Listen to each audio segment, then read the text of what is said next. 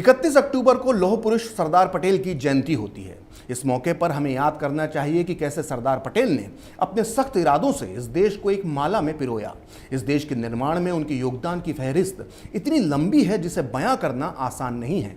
लेकिन अफसोस की बात यह है कि इस देश के लिबरल, सेक्युलर, वामपंथी और जिहादी झुंड सरदार पटेल को सिर्फ इसलिए याद रखते हैं क्योंकि उन्होंने कभी कुछ महीनों के लिए आरएसएस पर प्रतिबंध लगाया था और हर बार यह जहरीला गिरोह सरदार पटेल की जयंती पर चीख चीख कर यही प्रोपेगेंडा फैलाता है। लेकिन इस बार इनके मुंह बंद हो जाएं, इसलिए हम खरी बात में लेकर आए हैं सरदार पटेल पर 3 एपिसोड की एक स्पेशल सीरीज। और आज इस सीरीज के पहले वीडियो में मैं आपको तथ्यों, तर्कों और सबूतों के साथ बताऊंगा कि सरदार पटेल के मुसलमानों के बारे में क्या विचार थे। आज मैं आपको बताऊंगा कि सरदार पटेल को क्यों मुसलमानों की देशभक्ति पर भरोसा नहीं था। आज ये राज भी खुलेगा कि सरदार पटेल क्यों भारतीय मुसलमानों को पाकिस्तान का निर्माता मानते थे। आज मैं आपको बताऊंगा कि सरदार पटेल क्यों मुस्लिम बस्तियां बसाने के विरोधी थे। साथ ही आज खुलासा होगा कि क्यों सरदार पटेल ने गुस्से में मुसलमानों को पाकिस्तान भेज देने की बात कही थी। तो बिना देर किए शुरू करते हैं खरी बात की ये स्पेशल सीरीज। वैसे तो अपने वीडियोस में मैं आपको किताबों के जरिए अपनी बात बताता हूं, लेकिन आज किसी को कोई शक ना रहे इसलिए आज हम शुरुआत करेंगे एक ऑडियो के साथ। अब जो मैं आवाज आपको सुनाने वाला हूं वो खुद सरदार पटेल की है। सरदार पटेल ने आजादी के 4 महीने बाद यानी 3 जनवरी 1948 को कोलकाता में एक भाषण दिया था। इस भाषण में उन्होंने खुले शब्दों में हिंदुस्तान में रह रहे मुसलमानों की देशभक्ति पर गंभीर सवाल उठाए थे। उन्होंने क्या कहा था उस भाषण में, उसे बहुत गौर से सुना जाना चाहिए। हिंदुस्तान में 3-4 करोड़ मुसलमान पड़े हैं, वो मिराज की बात नहीं है। लेकिन बात एक है कि हिंदुस्तान में जो मुसलमान पड़े हैं वो मुसलमान ने, काफी लोगों ने, ज्यादातर लोगों ने पाकिस्तान बनाने में साथ दिया। ठीक दिया, अभी ठीक है। लेकिन अब एक रोज में, एक रात में क्या दिल बदल गया? वो मुझे समझ में नहीं आता कैसा बदल गया कि एकदम कहते हैं हमको मान दो। तो ये मेरी समझ में नहीं आता कि एक रोज में दिल सबका कैसा बदल गया। तो कहते हैं कि हम वफादार हैं, तो हमारी वफादारी में शंका क्यों की जाती है? आपको सस्पिशन क्यों आता है?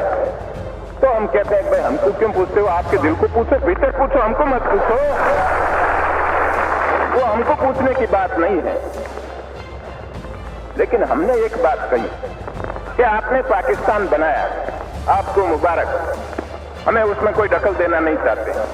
कोई कहते हैं कि हम आखिर पाकिस्तान और हम एक हो जाए।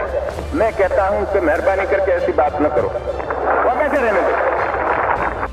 सरदार पटेल का जो भाषण आपने सुना है उसमें वो हिंदुस्तान के उन मुसलमानों की बात कर रहे हैं जो आज़ादी के बाद भारत में ही रह गए थे। अपने आपने सुना होगा कि सरदार पटेल ने कहा कि जो इस वक्त यानी आज़ादी के बाद 3-4 करोड़ मुसलमान भारत में पड़े हैं उनमें से ज़्यादातर ने पाकिस्तान बनाने में साथ दिया था। आपने इस भाषण में सरदार पटेल इस बात पर भी हैरानी जता रहे हैं कि जिन मुसलमानों ने कल तक पाकिस्तान बनाने में साथ दिया था, आज अचानक एक दिन में उनका दिल कैसे बदल गया। दरअसल सरदार पटेल मुसलमानों की मानसिकता को बहुत अच्छे से जानते और समझते थे। खासकर जबरन हक मांगने की मुस्लिम मानसिकता और तुष्टीकरण के वो बेहद खिलाफ थे। और सरदार पटेल की सोच का सबूत मिलता है आज़ादी के बाद हुई संविधान सभा की बहस में, जिसमें मुस्लिम लीग के नेता मुसलमानों के लिए चुनाव में अलग से रिजर्व सीट मांग रहे थे। अब आप सोच रहे होंगे कि आज़ाद भारत के संविधान सभा में मुस्लिम लीग के नेता क्या कर रहे थे। जैसा कि मैंने आपको कई बार बताता रहा हूं कि 1945 की केंद्रीय असेंबली के चुनावों में मुस्लिम लीग मुसलमानों की आरक्षित 40 में से 40 सीटें जीत गई थी और ये ज़्यादातर सीटें भारतीय इलाकों की थी। अगर आपको लग रहा है कि बंटवारे के बाद सारे जिन्ना के मुस्लिम लीग के नेता, कार्यकर्ता और समर्थक पाकिस्तान चले गए होंगे तो आप गलत हैं। जिन्ना के ये चेले 15 अगस्त 1947 के बाद भी पूरे हक के साथ भारतीय संविधान सभा में बैठे हुए थे और इस देश का संविधान बना रहे थे।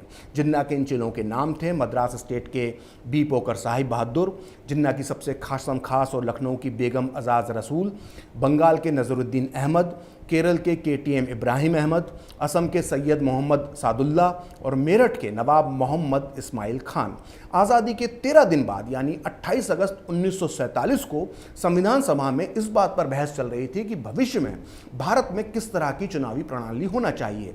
इस बहस में मुस्लिम लीग के साथ साथ कांग्रेस के कुछ मुस्लिम सदस्यों की भी मांग थी कि मुस्लिम बहुल इलाकों में मुसलमानों के लिए अलग से रिजर्व सीट होना चाहिए, जिस पर सिर्फ मुसलमान उम्मीदवार ही चुनाव में खड़ा हो और उस सीट पर वोट डालने का अधिकार भी सिर्फ मुसलमानों को ही हो, जैसा कि 1945-46 के चुनावों में हुआ था। हैरत की बात यह है कि अंदर खाने में मौलाना अबुल कलाम आज़ाद भी इसी मुस्लिम मांग के साथ खड़े हुए थे। अपनी इसी मांग को रखते हुए संविधान सभा में मुस्लिम लीग के सदस्य नजरुद्दीन अहमद ने बड़ी कुटिलता के साथ कहा था कि हिंदू बड़े भाई हैं और मुसलमान छोटे भाई। यदि छोटे भाई की मांग को स्वीकार कर लिया जाएगा तो बड़े भाई को छोटे भाई का प्यार मिलेगा, नहीं तो वो हमारा प्यार गवा देंगे। अक्सर आपने कई लोगों को मौका आने पर ये छोटे भाई बड़े भाई तो कभी गंगा जमनी तहजीब की बात करते देखा होगा, लेकिन सरदार पटेल पर ऐसी मीठी बातों का कोई असर नहीं होता था। लिहाजा मुसलमानों की इस बेहूदी और चालाकी भरी मांग पर जवाब देने के लिए खड़े हुए खुद सरदार पटेल। संविधान सभा में सरदार ने जो जवाब दिया उसे ध्यान से सुनिएगा। ये जवाब आज भी बहुत काम का है। इसे हर राष्ट्रवादी हिंदुस्तानी को जानना चाहिए, साथ ही हर मुसलमान को भी ये सुनना चाहिए कि इस देश का एक महानायक उन्हें क्या सीख देकर गया था। तो सुनिए सरदार पटेल ने क्या कहा था। उन्होंने कहा था कि मैं छोटे भाइयों यानी मुसलमानों का प्रेम गंवा देने के लिए तैयार हूं। हमने आपका प्यार देख लिया है। आपको अपनी हरकतों में परिवर्तन करना चाहिए, नहीं तो आपकी मांग मानने से बड़े भाई यानी हिंदुओं की मौत भी हो सकती है। अब ये सारी चर्चा छोड़ दो और ये सोचो कि आप देश को सहयोग देना चाहते हैं या तोड़ फोड़ की चालें आजमाना चाहते हैं। अब अतीत की बातें भूलकर आगे देखो।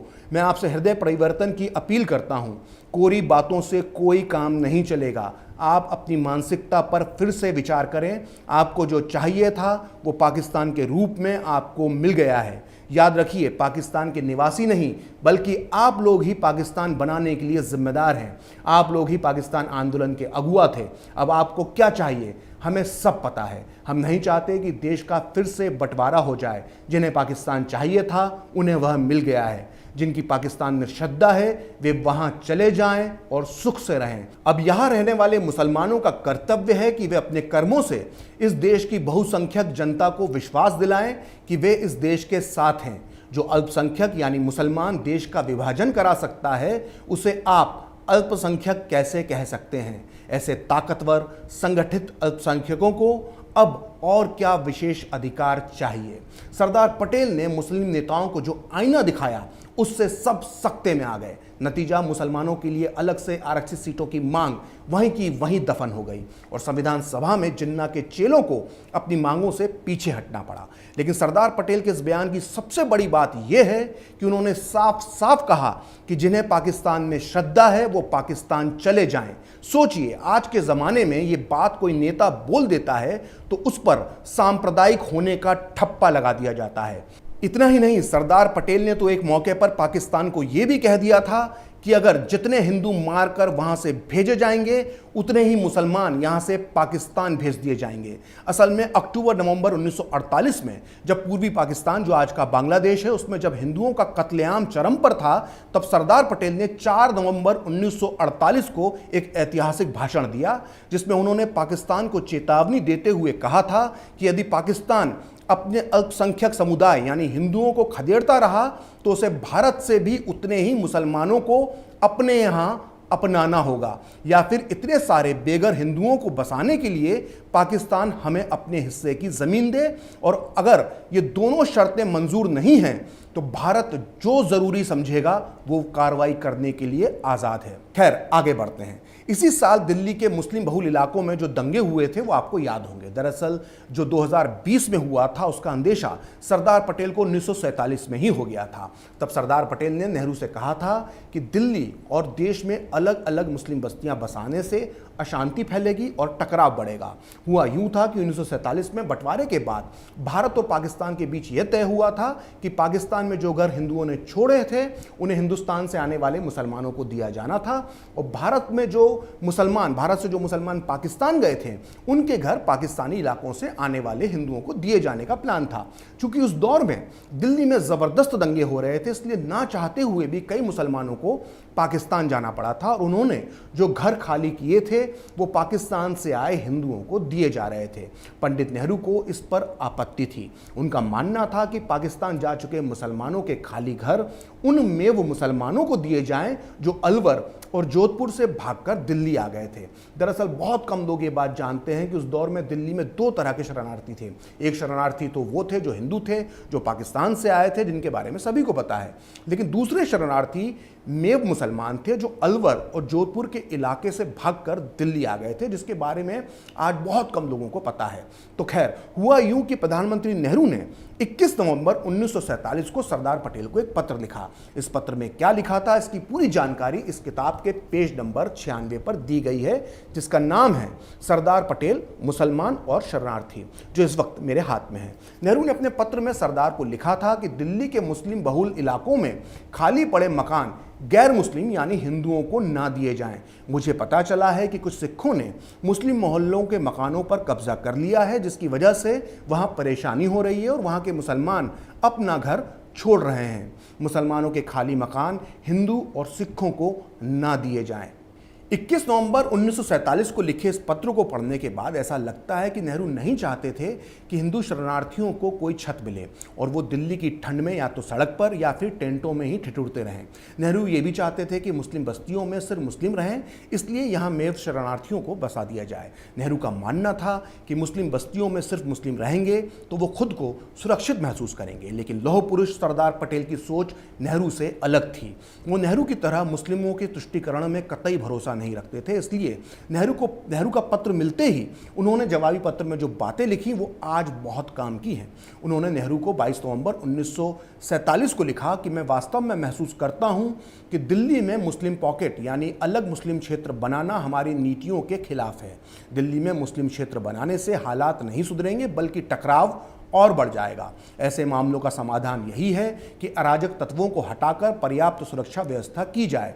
ऐसा होने पर इन इलाकों में मिलीजुली यानी हिंदू मुस्लिम आबादी बढ़ेगी। हमें इस बात को नकारना होगा कि मुस्लिम केवल मुस्लिम इलाकों में ही सुरक्षित महसूस कर सकते हैं।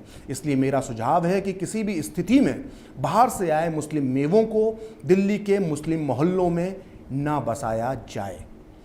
सोचिए कितनी दूरदृष्टि थी लौह पुरुष सरदार पटेल में, जो 1947 में 2020 की तस्वीर देख पा रहे थे। आजकल आप इन दोनों एक बात और महसूस करते होंगे, भारतीय मुसलमान आए दिन ट्विटर और बाकी सोशल मीडिया पर कश्मीरियों के लिए मुहिम चलाते हैं, जिनके हैशटैग होते हैं कश्मीर इज नेक्स्ट गाजा या फिर कश्मीर इज सेकेंड पैलेस्टाइन।